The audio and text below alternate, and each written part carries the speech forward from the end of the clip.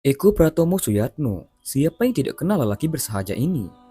Namanya sering muncul di koran, televisi, di buku-buku investasi dan keuangan. Dia salah seorang tokoh di balik kemajuan industri reksadana di Indonesia sekarang ini. Juga seorang pemimpin dari sebuah perusahaan investasi reksadana besar di negeri ini. Ia tergolong miliarder. Dalam posisinya seperti sekarang ini, boleh jadi kita beranggapan pria ini pasti super sibuk dengan segudang jadwal padat.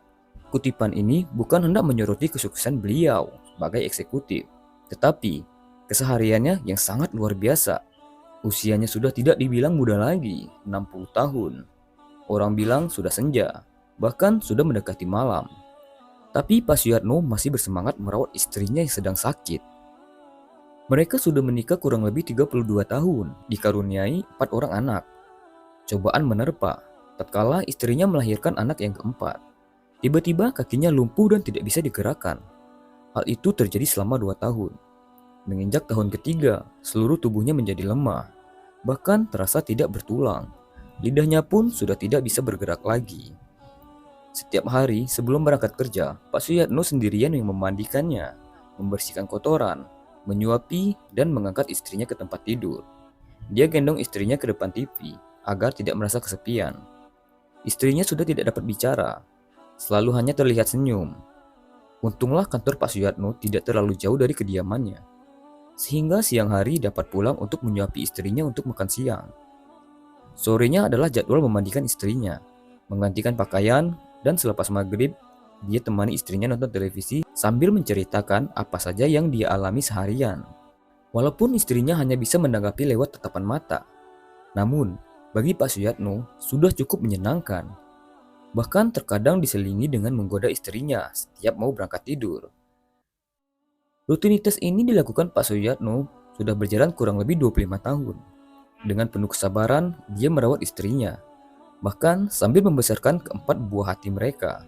Sekarang anak-anak mereka sudah dewasa, tinggal si bungsu yang masih kuliah. Pada suatu hari, saat seluruh anaknya berkumpul di rumah untuk menjenguk ibunya, karena setelah anak-anak mereka menikah dan tinggal bersama keluarga masing-masing, Pak Suyatno memutuskan dirinya lah yang merawat ibu mereka, karena yang dia inginkan hanya satu, semua anaknya dapat berhasil. Dengan kalimat yang cukup hati-hati, si anak sulung berkata, "Pak, kami ingin sekali merawat ibu. Semenjak kami kecil melihat Bapak merawat ibu, tidak ada sedikit pun keluhan keluar dari bibir Bapak. Bahkan Bapak tidak izinkan kami menjaga ibu," kata si sulung dengan air mata yang berlinang. "Sudah keempat kalinya kami mengizinkan Bapak menikah lagi. Kami rasa ibu pun akan mengizinkannya. Kapan Bapak menikmati masa tua Bapak? Dengan berkorban seperti ini, kami tidak tega melihat Bapak. Kami berjanji akan merawat ibu sebaik-baiknya secara bergantian.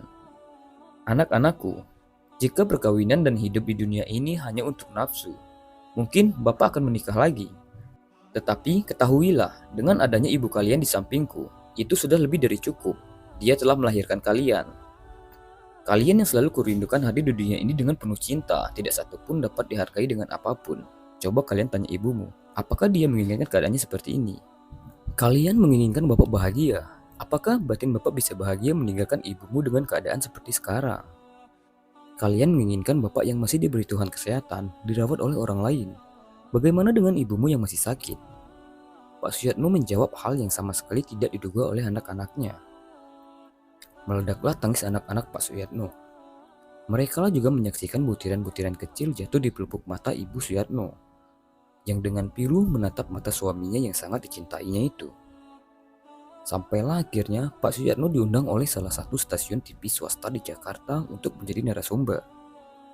Host mengajukan pertanyaan kepada Pak Suyatno. Kenapa mampu bertahan selama 25 tahun merawat istrinya yang sudah tidak bisa apa-apa? Di saat itulah meledak tangis Pak Suyatno bersama tamu yang hadir di studio yang kebanyakan kaum perempuan pun tidak sanggup menahan haru. Pak Suyatno bercerita, jika manusia di dunia ini mengagungkan sebuah cinta dalam perkawinan, tetapi tidak mau memberi waktu, tenaga, pikiran, perhatian, semua itu adalah kesia-siaan. Saya memilih istri saya menjadi pendamping hidup saya, yang sewaktu sehat, dia dengan sabar merawat saya, mencintai saya dengan hati dan batinnya, bukan dengan mata. Dia memberi saya 4 anak yang lucu-lucu. Sekarang saat dia sakit karena berkorban untuk cinta kami bersama, ia merupakan ujian bagi saya Apakah saya dapat memegang komitmen untuk mencintai dia apa adanya seumur hidup?